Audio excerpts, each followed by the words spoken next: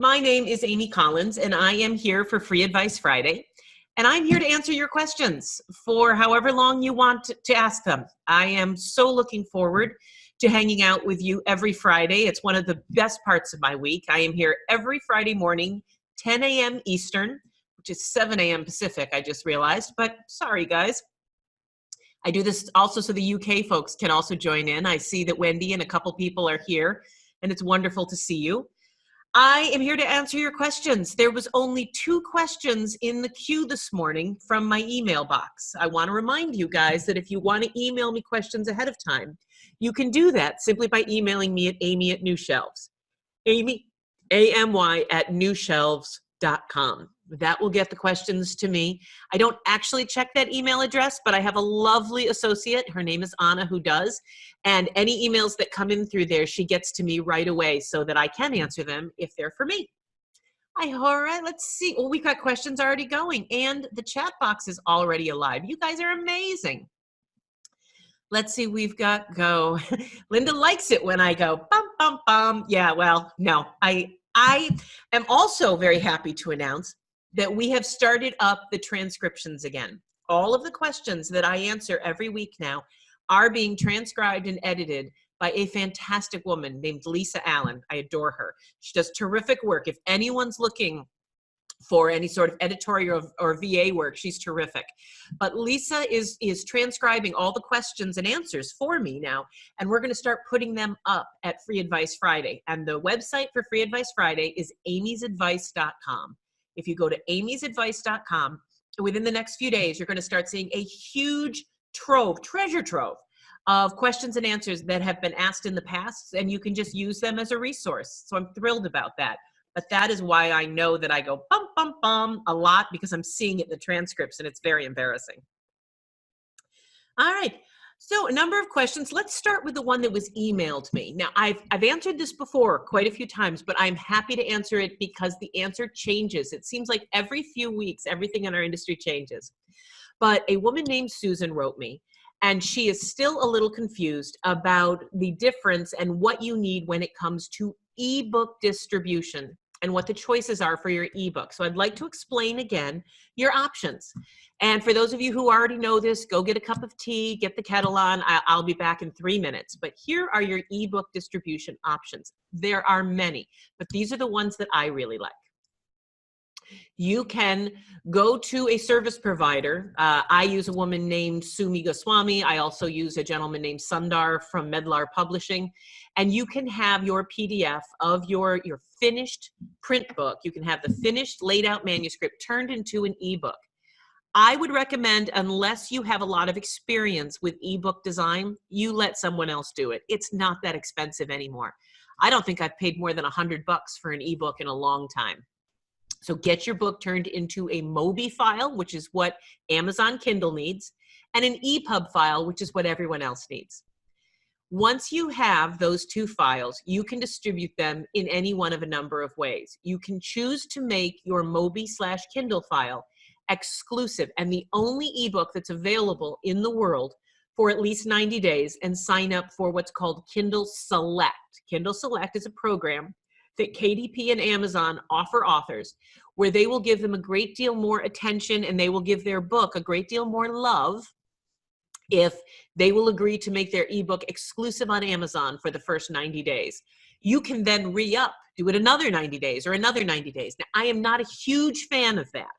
There's a lot of reasons to offer your book exclusive on Amazon for the first 90 days. You get a lot back, but after the first 90 days, I'd recommend that you go wide, very wide. And so and not everyone should offer Amazon an exclusive. A lot of you shouldn't. Nonfiction authors with a prescriptive how-to book, no. But if you're a romance novelist or you've written a thriller novel, it might be a good idea to investigate. Whether or not you should do it, I'm afraid that needs to be a very specific decision based on your own scenario. But in a lot of cases, that is usually a good idea, just for 90 days. All right, so once the 90 days are up and you decide you're going to distribute it everywhere, that's where your EPUB comes in. And your choices are, you can distribute your EPUB, which is the ebook that will go to Kobo, and Nook and Apple iBooks and all the other venues out there. And you also then can take your EPUB and your Mobi file and give it to Overdrive. If you do that, you'll be able to get your ebook into libraries. Sorry, so I've got my iWatch on and people are pinging me. I'll take it off. How about I do that? Because it's very distracting. So what will happen is that the ebooks will be available to libraries through Overdrive. Your EPUB will get you into Apple iBooks and Nook and everywhere else. And you can make that distribution happen in one of 2 or 3 different ways. There's Smashwords. A lot of you guys have heard of and used Smashwords in the past. They're fantastic. They're the granddaddy. They're awesome. I love Mark. I love what he does. I love his company. But their interface and the things that they offer are not quite as robust as another company called Draft to Digital. Draft to Digital came in a few years ago and really just kind of swooped in and took over a lot of the benefits that Smashwords was offering authors, and then added a lot more, including a much more robust distribution model into Baker and Taylor and Overdrive, and the ability to set and offer different marketing options that Smashwords doesn't have. So I prefer Draft to Digital over Smashwords only for that reason. If you're already with Smashwords, just stay there. Don't move. But if you're trying to decide between the two, look at them both, see your options. A third option is Ingram Spark. Now, Ingram Spark is changing up how they do a number of things. Their ebook distribution is quite robust, but they take a larger cut to do so. You will make more money if you distribute through Draft to Digital than you will if you distribute through Ingram Spark. However, we're not talking a lot more. So if for ease, if you want all of your reports and everything, if you're already in Ingram Spark and you just want to keep things simple, Ingram Spark is a fantastic option for you. If you go through Ingram Spark, may I recommend that you sign up for your own Kobo account, K-O-B-O. They own Overdrive. They're a Toronto-based company called Rashun. I'm not pronouncing that right. But Kobo owns Overdrive. And if you sign up for your own, it's totally free, Kobo account, and upload your 2 different ebooks, your EPUB file, that way, at least your EPUB will be available in full distribution to Overdrive. And that's a terrific way to get in through them. So that, Susan, is the complete overview of why you don't need Draft to Digital and Ingram Spark. You need one or the other. You don't need Smashwords and Draft to Digital. Just pick one out of the 3. I hope that answered your question. Sonia, good morning. I do not know how to pronounce that, but I'm going to say Feliz Dia de los Muertos. I don't know what that means, but thank you. I'm assuming it's Happy Friday? It's good morning? I'm sorry, but you have multiple questions about Amazon reviews. You're seeing a lag in the posting of reviews once they've been submitted. Happy Day of the Dead. Yes, Happy Day of the Dead. Oh, Muertos, of course. Yeah, my mother's really proud of me right now. All those years of high school French and Spanish out the window. But Sonia is seeing a lag of posting of reviews once they've been submitting. A number of people have indicated that they've posted reviews of her book, but they never appear. She's suspecting that some of them are lying, but that others turn up days later. What constitutes a verified Okay, so we got a bunch of questions here. Here is the deal on reviews. Sonia, most of your friends who tell you they wrote a review probably aren't lying. But because they're friends of yours and because their email for Amazon is the same as their email for Facebook or Twitter, and if you guys are connected on Facebook, Amazon, I know you guys think that I'm crazy, but I'm not. Amazon knows when you're friends with someone. And if these truly are friends that you interact with on a regular basis, and your email login on Facebook and theirs are binging back and forth, the internet world knows that. It's very simple for a computer to identify your friends, and they don't let friends review friends' books. So it's right in their community guidelines that if you are an associate, a friend, a relative of a relative, look in their community guidelines that you're not allowed to review the book. So their reviews are most likely getting blocked. I will also tell you that a huge chunk of people who tell you that they bought your book on Amazon or that they bought your book, they are lying. They didn't. Most people, most will not go so far as to say I wrote a review if they didn't. But a lot of people, like half of the people I know, they're standing in line with you there at the supermarket. They haven't seen you in 2 weeks. They're thrilled to see you. They're talking about the book. And they said, oh, yes, I bought it. I loved it. They haven't bought it. They haven't read it. But what else are they going to say? So I don't believe most of your friends are lying when they say they wrote a review. Probably a few are, but don't worry about that. I think a number of your reviews are perhaps being blocked. And if they're delayed, that's because they're under review. So the key is don't ask friends to write reviews. We're not allowed to do that anymore. Last year at this time, it was perfectly acceptable to ask your readers and your fans and your friends to write a review of your book. But those days are over. You're not allowed to do that anymore. I've said this before. I know you haven't heard it, but I'm saying it for anyone who's listening. The rules have changed. Amazon reviews need to come organically, and they need to come from readers who purchased your book. So that leads me to your second question. What constitutes a verified purchase for review purposes? She's noticed that members of her street team who purchased the book while it was free during pre-launch appear as verified while others don't.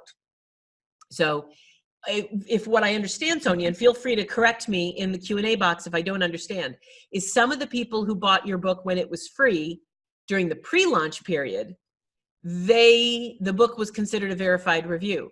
But once your book was available and once it was no longer pre-launch, but people who actually bought your book for money, I'm assuming, their book was not listed as a verified review. That there's one of a couple things that could happen. Either they bought your book under another account. I have more than one Amazon account. I've got one for work and one for personal.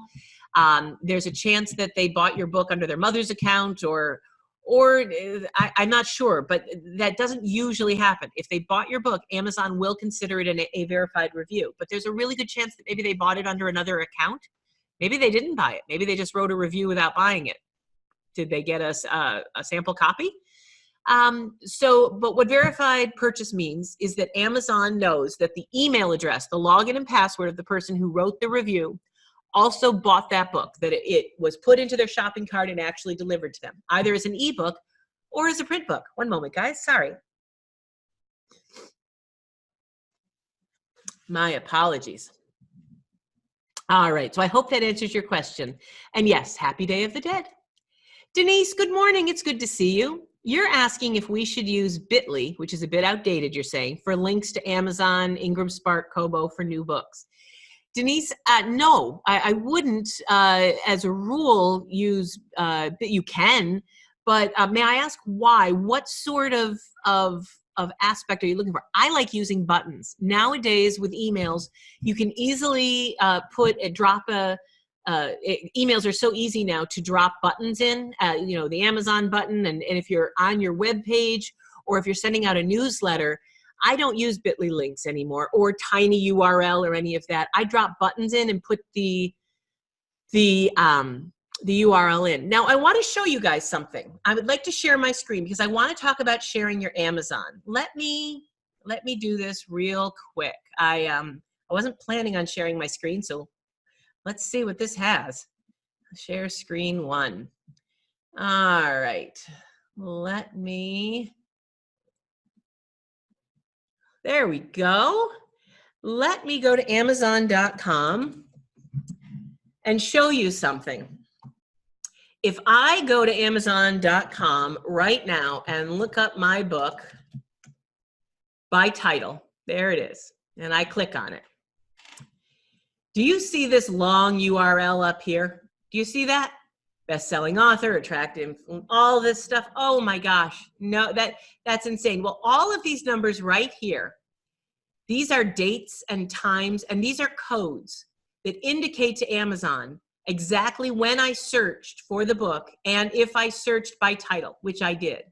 So if I took this entire URL and I copied this URL, and I made this the thing that I shared with all my friends, Amazon would very quickly know that whenever somebody came into the page from this link, that it was a link that the author or somebody shared and asked them to go look for it. Amazon doesn't like that. So may I recommend that when you are sharing your link, you take all that stuff off. See what happens? I just do that. Let's see what happens if I even take the rest of this off. Amazon.com. Let's see if this will work. Nice. See how clean that is? That is the link you want to share with people. Amazon.com/DP/ and that is the ASIN. If you arrow down, you will see that Amazon, the ASIN is the 10-digit ISBN, and that is how Amazon, this is the link you want to share with people. Amazon cannot track that this is a wonderful link to share with people, and that's what you should do with Amazon. If you are looking to get reviews, if you're looking to share your book in your newsletter, it is very important that you not tip your hat to Amazon and let them know that you're, let me go back to what I was doing so you can see my face. Let's see, stop share, and I'm back. So that is something I'd like you guys to be aware of, that when you're sharing links to Barnes & Noble, Kobo, Amazon, that if you just type in the title of your book, you will quite often inadvertently share a code that tells these folks where this particular link came from. Now, if you don't care about that, that's fine. I do. I want all the sales that happen from Amazon to look organic, and I don't want to clue them in what I'm pushing for and what I'm not. Besides, that URL that I just showed you, that's much neater and cleaner to share. All right. Denise is sharing with me that something called, boy, if I couldn't pronounce Happy Day of the Dead in Spanish, how am I going to pronounce this? Oscillococinium by Boron USA is a homeopathic over-the-counter medicine that will kill your cold. Oh, this cold has been going on for over a week. But Denise, thank you. I will give it a try. I am using elderberry extract, and I'm afraid I'm going a little Western medicine with Halls and Mucinex, but that is wonderful. All right. Bob is thanking me for talking about reviews. You know what? I'm going to take another minute because there's more to share. If you guys really don't know the new rules about Amazon reviews, there's more I'd like to tell you because there are things that you can do. Now, this is just between us. I know I'm on Facebook Live and eventually this will get out, but there are companies that used to make a very nice living getting Amazon reviews for you. And those are not a great idea anymore. I don't know if they ever were a great idea, but there were companies that you could pay $200, $300, $400 and they would go out and they would write reviews of your book. They were fake reviews. That is not okay. Today, again, it is unacceptable to ask friends, relations, even fans, people whom you've never met but who wrote you and love your book, your first 2 books, and they want to write a review of your third, and for some reason the review isn't showing up. That's why. This is very frustrating, and I know that it's unfair, and Amazon seems completely unreasonable. But what Amazon is trying to do is they are trying to create an atmosphere where all of their reviews can be completely trusted as organic and as something that just happened on their own.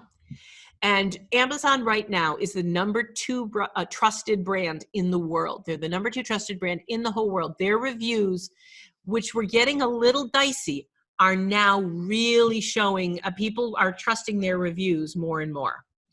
So what's happening is the baby's getting thrown out with the bathwater. And a lot of perfectly legit reviews by fans and avid readers and street team members who are writing legitimate reviews, they're getting blocked. It's frustrating. It won't always be this way. Things swing, the pendulum's going back and forth. But I do have a tip for you. There are a couple of companies. One is called Dog Ear Book Promotion, and the other is called K Promotions. These are both based in the UK. These are not companies that will write reviews for you. They don't write fake reviews, not at all. But what they'll do for not a lot of money is they will offer your book to a slate of book reviewers that they know and appreciate, and they will say, would you like to buy and review this book? And so you can actually get professional book reviewers to purchase and review your book without soliciting a review from friends, family, neighbors, or without paying some sleazy company to write fake reviews for you. These are legitimate, independent, third-party book reviewers. This is what they do. And what you're paying for is for the company, either Dog Ear or K are the two that I use and like at the moment. You are paying them to contact these reviewers and suggest that they might want to review the book.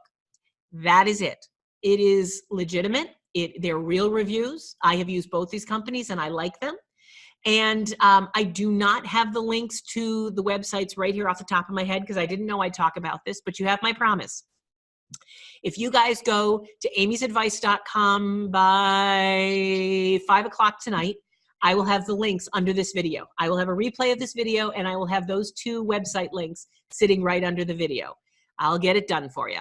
All right. So yes, the Amazon review thing is very, very tricky and it's harder to get them, but you're not alone. Rest assured that even Macmillan publishers are having the same struggles you are. Wendy is saying, if Amazon sees that you're having family and friends writing reviews, they will ban you from posting reviews of your own. That's true. Amazon is getting very prickly right now. If you write a review of a business cohort, if I wrote a review of a book that was written by John Kramer right now or Judith Briles, I might get banned. So this is what happens. When people ask me to write a book review, I would love to. Michael Neff, I would love, love, love to write a review of your book, American Oz. I want to write it. Bob, everyone's a critic. I'd write a review in a heartbeat. I loved it, but I can't because if I start writing Amazon reviews, all of this, they're all going to get blocked, and everyone that I write a review for, they will suddenly be under suspicion because I'm too in the industry. It's kind of sad. All right. Anna wants to talk more about buttons that I addressed. Well, sure, I'd be happy to. Let me talk about buttons. How shall I do that? Well, here, let me share a screen again.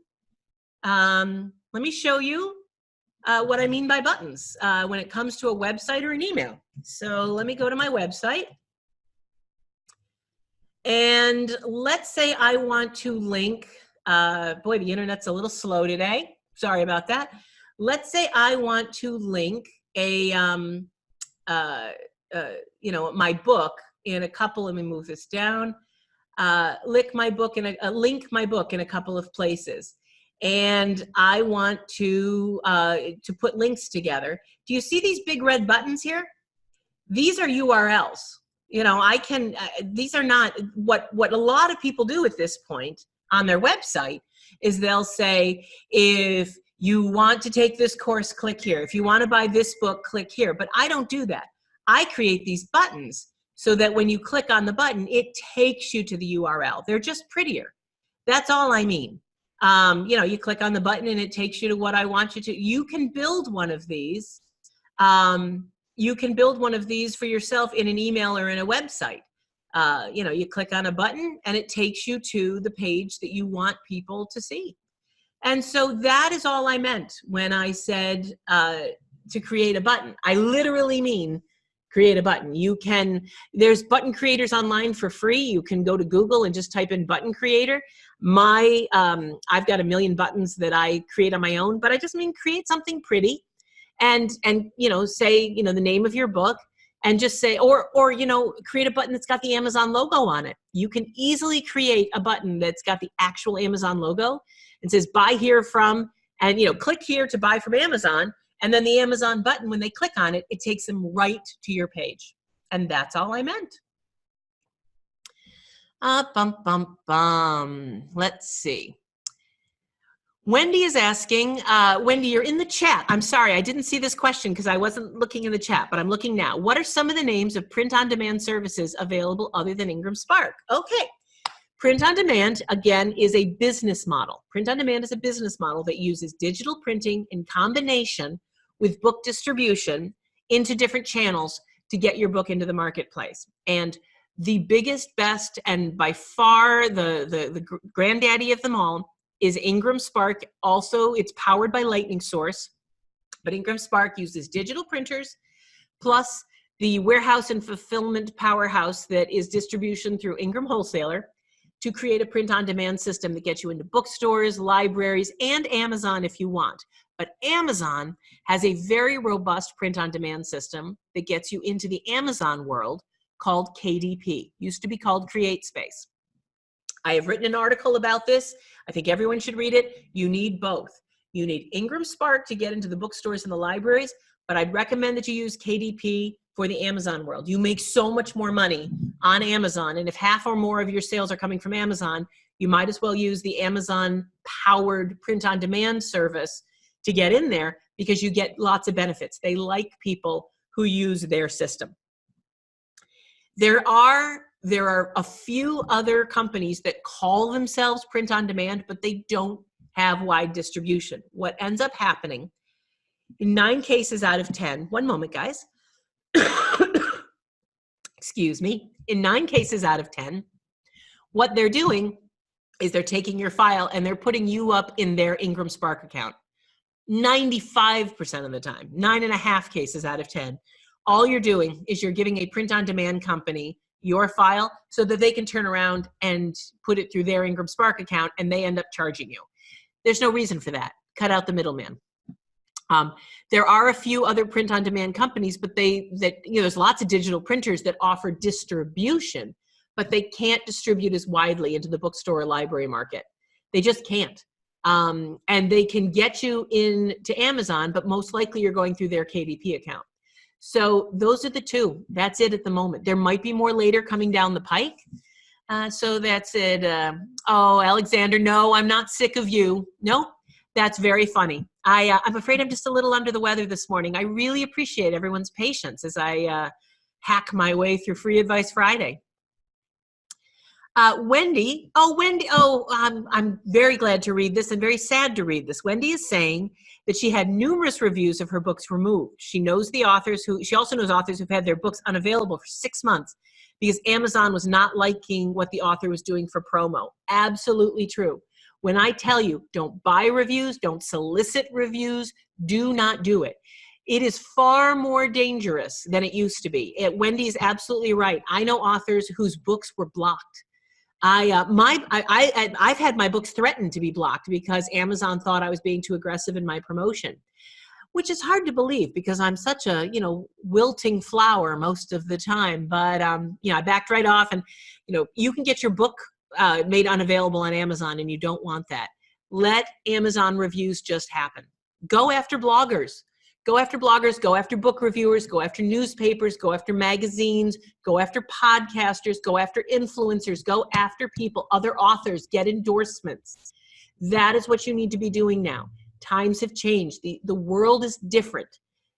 I'm sorry. I wish that I could tell you that Amazon reviews were coming back and that you could start soliciting them again. You can't. It's over. It's done. Sorry. All right.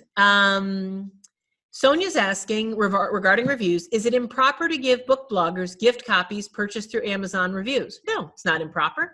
You should totally, I don't care where you buy the books from. I don't know why you would, if you're talking about like gifting an ebook or gifting a book to the book blogger from Amazon, absolutely not improper. There's a really good chance that if you as the author are the one who did the gifting, Amazon's not going to let that review on the Amazon site. But if you're trying to get a review on the book blogger's site, why not? Go ahead. But if you want the blogger to also review on Amazon, you probably shouldn't be the one who's doing the gifting. And so now you're saying to yourself, I'll let my sister do it or my coworker. Well, that's not going to work either. Amazon's more sophisticated than that. If Amazon knows that Judith Briles and I are Facebook friends and won't let us review each other's book because our logins for Amazon and our logins for Facebook are the same, they're going to figure out that your sister-in-law is the one who sent the bloggers those 7 books. That's not how it works, guys. Try this. Don't try and get around Amazon's rules. Just accept the new world. And if you want to gift the books through Amazon so they're verified, so that you actually get sales listed in BookScan, that's fine, but they won't be considered verified reviews. Wow, it's all reviews all the time today. Let's see. It's funny, I was talking about Judith Briles and here she is texting me. All right, bum, bum, bum. Let me take a look on Facebook and see if there's any questions going on there. God, I cannot believe it is already 10:30 in the morning. We have been talking for quite some time. Bum, bum, dun. Oh, see, I said I go bum, bum, bum, and I do. Apparently, I go bum, bum, bum way too much. Let's see. All right. I don't see any questions on Facebook, so apparently it's a quiet morning this morning. Do you guys have any other questions for me? I don't see any. It may be that that you guys are all just as sick of me as I seem to be of this cold. Any other questions? Okay, Denise is saying, I mentioned Imago for children's book because of color quality and printing is done overseas, mainly China. Any suggestions? I don't know what you mean, Denise. My suggestion is you should totally use Imago. I also, if you want to go overseas, I adore what I see as Quad Printing, does a very good job. Imago is a print broker. And the thing about Imago that I like is they'll take your project and they will shop it out to a whole bunch of different printers, maybe Malaysia, Korea, China. But I don't know what you mean by any suggestions. I'm happy to make them, but my suggestion is to ask a longer question. I hope I'm not being too flip. All right. All right, guys, you know what? I don't see, I'm going to give you guys another minute to ask another question, and then I think I may cut Free Advice Friday a little short this week because it looks like we've covered everything. Buttons, reviews, printing, the fact that Amy no longer can speak any foreign languages, although the last time I went to Paris, I assured my husband that I could speak French, and I can't. I wandered around the entire countryside of France asking for Diet Coke without ice cream. It was very embarrassing. All right. Alexander's saying, what is the code number of one book's, for the DP link? It's the 10-digit ISBN. Alexander, if you look up on Amazon, the 10-digit, not the 13, but the 10-digit ISBN on your book, that is the number that you put after the DP / on Amazon. All right. I adore you guys. I will be back here next Friday, 10 a.m. Maybe by then I'll be, bright-eyed and bushy-tailed. Thank you so much for sharing your morning with me. And if you have any questions, please, amy@newshelves.com. Go to amysadvice.com to sign up. There is a button there. I'm going to create a button for you guys that will allow you to just click that button, and then you can just email me questions right away. I hope you're well. Have a wonderful weekend, and I'll see you next week on Free Advice Friday.